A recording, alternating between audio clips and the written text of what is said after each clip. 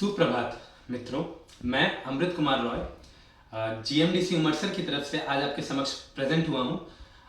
अग्निशामकों का उपयोग करने के एसओपी के रिगार्डिंग आपको जानकारी देने के लिए उससे रिलेटेड जो मुझे जानकारी है उसे साझा करने के लिए।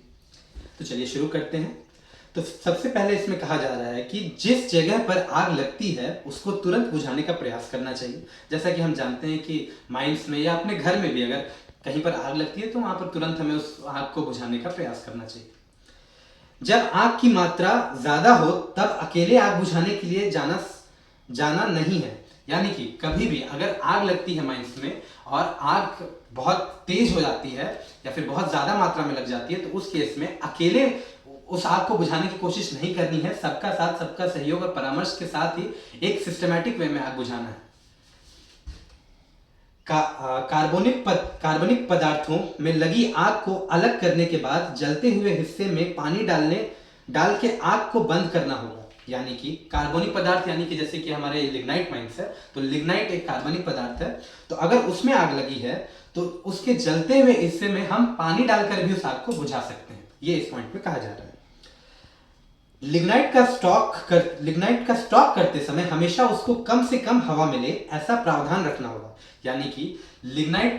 जब हम निकालते हैं तो उसी समय से उसका वेदरिंग यानी कि हवा लगने से उसमें हीट जो होती है, गर्मी जो होती है वो पैदा होने लगती है। जो जैसे इंक्यूबेशन पीरियड यानी कि एक ऐसा टाइम जिसके अंदर उसमें पूरी तरीके से आग लग जाए, उस पीरियड से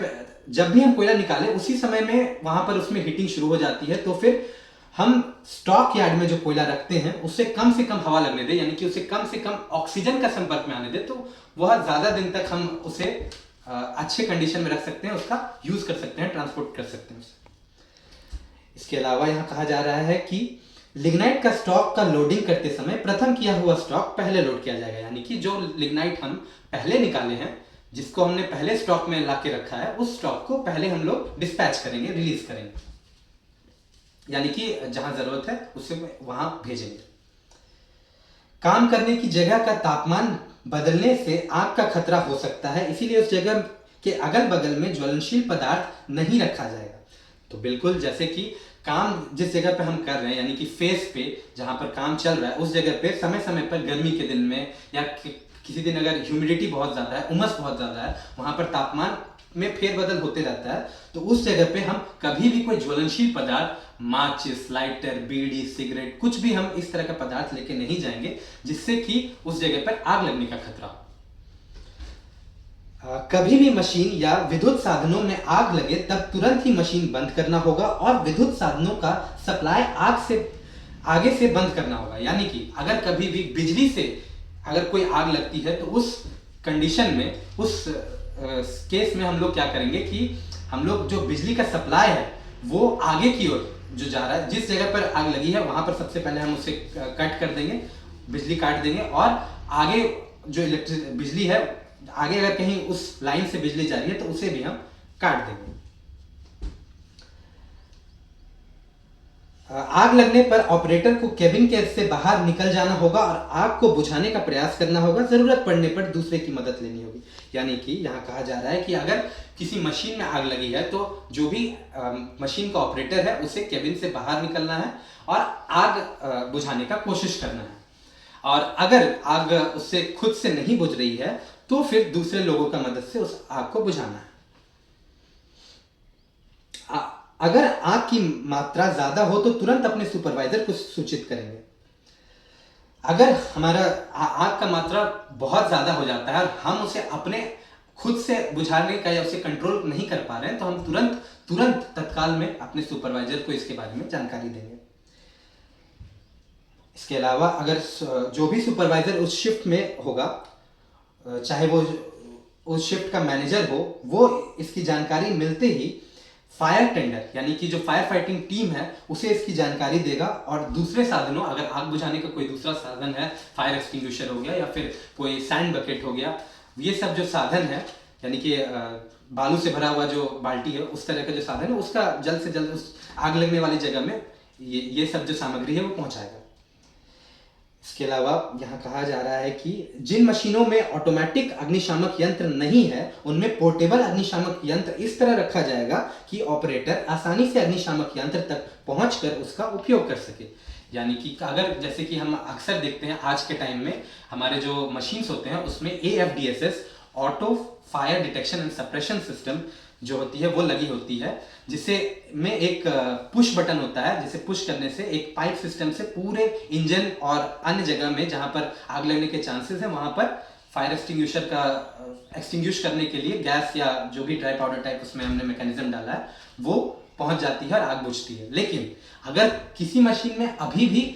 जो AFDSS सिस्टम है ये नहीं लगा हुआ है तो उस केस में जो भी एक पोर्टेबल फायर एक्सटिंग्विशर, जैसे कि हम यहाँ देख पा रहे हैं इस तरह का या फिर इससे बड़ा, जैसा भी मशीन है उसके हिसाब से हम एक पोर्टेबल फायर एक्सटिंग्विशर वहां पर रखेंगे, जिसे इस तरह से रखा जाएगा कि ऑपरेटर उस तक तुरंत पहुंचकर आग लगने की स्थिति में आग बुझाने में इसकी मदद ले सके। सभी अग्निशामक संसाधनों को समय समय पर चेक करना होगा और यदि कोई त्रुटि पाई जाए तो उसको ठीक करना होगा, जिससे आपातकालीन परिस्थितियों में सभी संसाधन काम आ सके। यानी कि जो भी अग्निशामक यंत्र है उसे समय समय पर एक रेगुलर टाइम इंटरवल में हम लोग चेक करेंगे कि कहीं वह खराब तो नहीं है, कहीं उसमें कोई दिक्कत तो नहीं आ रही है। उसका जो जैसे कि ये फायर एक्सटिंग्विशर है ये इसमें जो भी इनकम्बस्टिबल मटेरियल यानी कि जो आग बुझाने का पदार्थ है वो इसमें भरा हुआ है या नहीं, वो कहीं एक्सपायर तो नहीं हो गया, ये सारी चीज़ हम लोग मेंटेनेंस में चेक करेंगे। और अगर कोई त्रुटि, अगर ये काम नहीं कर रहा है तो उसे हम तुरंत से तुरंत रिपेयर करेंगे या रिप्लेस कर देंगे, उसे हटा देंगे या फिर उसको ठीक कर देंगे। फायर टेंडर का सदैव पानी भरकर रखना होगा। यानी कि जो भी फायर फाइटिंग टीम है, फायर टेंडर टीम है, वह एडवांस में चाहे आग लगी हो या ना लगी हो वो हमेशा रेडी रहेंगे पानी भरकर अपने टैंकर या फिर जो भी उनका टैंक है पोर्टेबल नॉन पोर्टेबल, उसमें वो लोग अपना पानी भरकर पहले से रखेंगे। आग बुझाने के विषय पर सभी कर्मचारी को जानकारी देनी होगी। जैसा कि आज मैं अपना कर्तव्य निभा रहा हूँ, आग बुझाने के संदर्भ में आपको जानकारी दे रहा हूँ, वैसे ही समय समय पर सभी जो कर्मचारी हैं उन्हें आग बुझाने की जो भी तकनीक होती है उसके बारे में जानकारी देनी। फायर के प्रकार और इसको कैसे और किस संसाधन से बुझाया जाएगा उसकी जानकारी देनी होगी। जैसे विद्युत संसाधनों में लगी आग केवल CO2 या ड्राई पाउडर से बुझाना होगा। तरल पदार्थों में लगी आग को फोम या ड्राई पाउडर से, और ठोस यानी कि सॉलिड पदार्थों में लगी आग को ड्राई पाउडर से बुझाना होगा। तो इस पॉइंट में कहा जा रहा है कि जैसे कि अगर विद्युत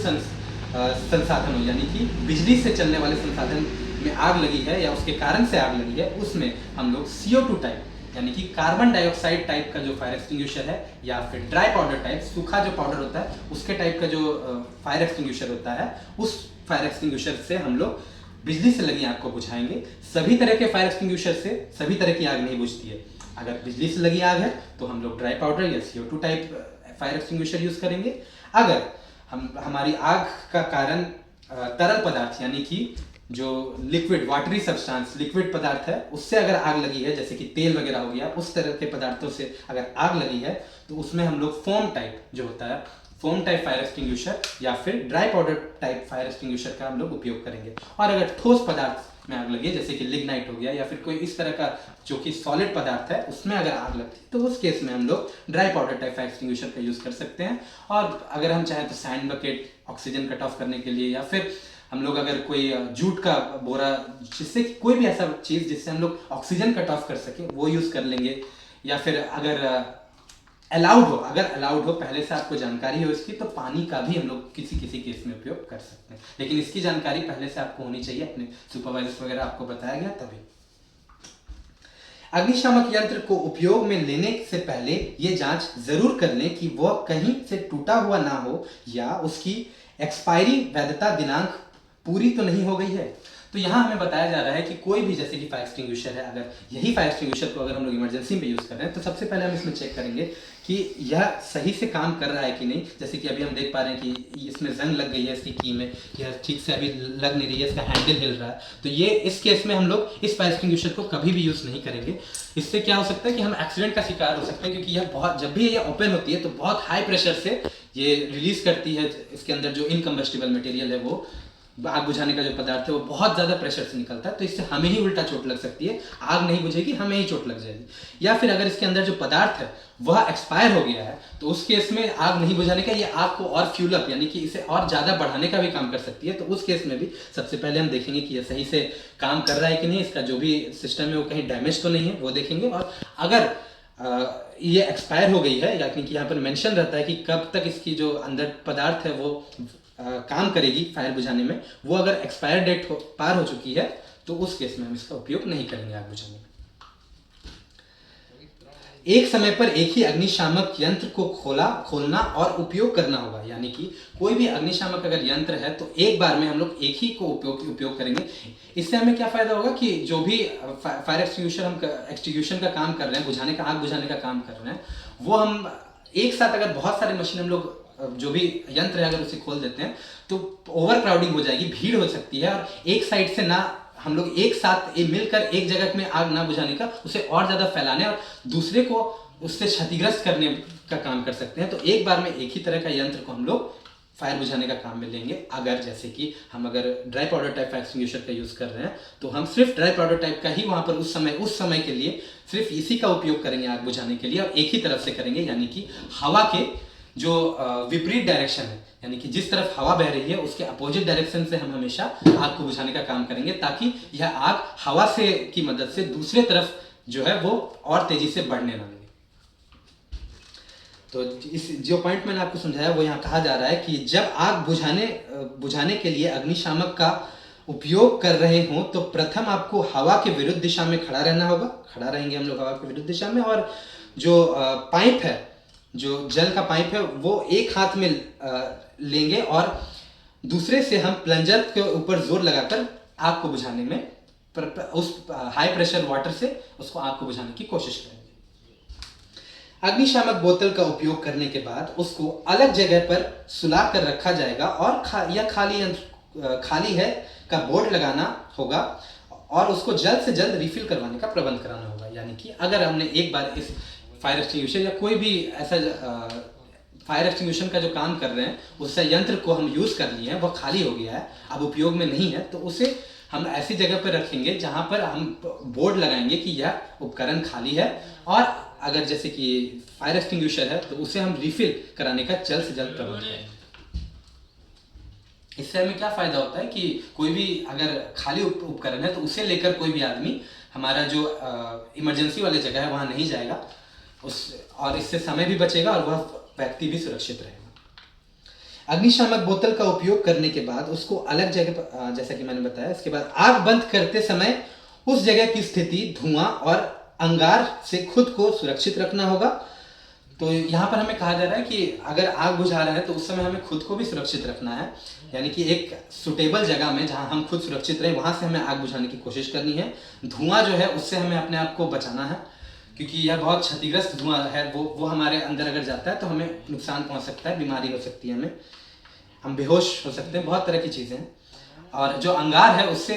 जो अंगार वहाँ पर फैली है, यानी कि आग लगने की वजह से जो ऐश है वहाँ पर, उससे भी हम जल सकते हैं, तो इससे हमें अपने आप को बचाना है। तो ये थी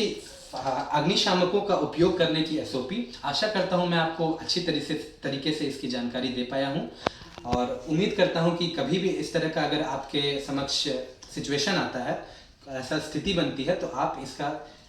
जो मैंने आपको बताया है इसको फॉलो करेंगे और